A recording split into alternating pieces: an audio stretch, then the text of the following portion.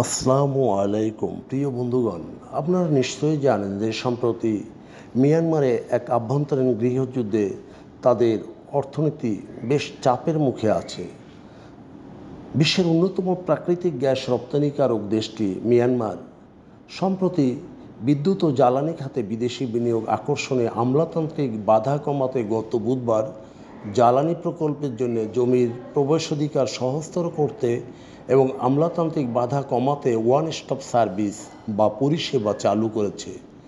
বিনিয়োগ ও বৈদেশিক অর্থনৈতিক সম্পর্ক মন্ত্রণালয় সম্প্রতি আঞ্চলিক ও আন্তর্জাতিক জ্বালানি সহযোগিতা এবং বিনিয়োগ বৃদ্ধির জন্য একটি টাস্ক ফোর্স গঠন করেছে। পশ্চিমা নিষেধাজ্ঞা, মূলধন পাচার এবং অর্থনৈতিক সংকোচনের ফলে দেশটির জ্বালানি আমদানি কঠিন হয়ে পড়েছে। মায়ানমারে প্রচুর প্রাকৃতিক সম্পদ আছে।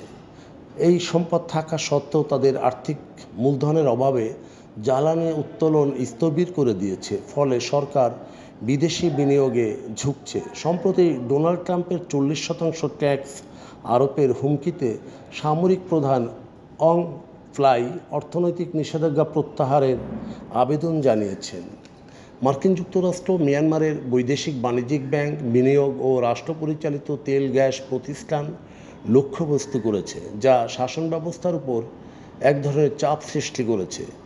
চীন, রাশিয়া এবং ভারত মিয়ানমারের জ্বালানি খাতে কাজ করছে। তারা চীনের সাথে জল ও বায়ু প্রকল্পে, রাশিয়ার সাথে একটি ছোট্ট পারমাণবিক চুল্লিতে এবং ভারত একটি উচ্চ ভোল্টেজের আন্তঃসীমান্ত লাইনের কাজে সহযোগিতা করছে। সম্প্রতি মায়ানমার এবং ভারত একটি ট্রান্সমিশন লাইনের সম্ভাব্যতা সমীক্ষা চুক্তি স্বাক্ষর করেছে। মিয়ানমার সরকারের আয়ের অন্যতম উৎসের মধ্যে প্রাকৃতিক গ্যাস রপ্তানি অব্যাহত রেখেছে। এই মাসে মিয়ানমার বিনিয়োগ কমিশন বিশেষ করে জ্বালানি খাতে বিদেশি বিনিয়োগের অবস্থান শীর্ষে রয়েছে, যা বিনিয়োগের 28%।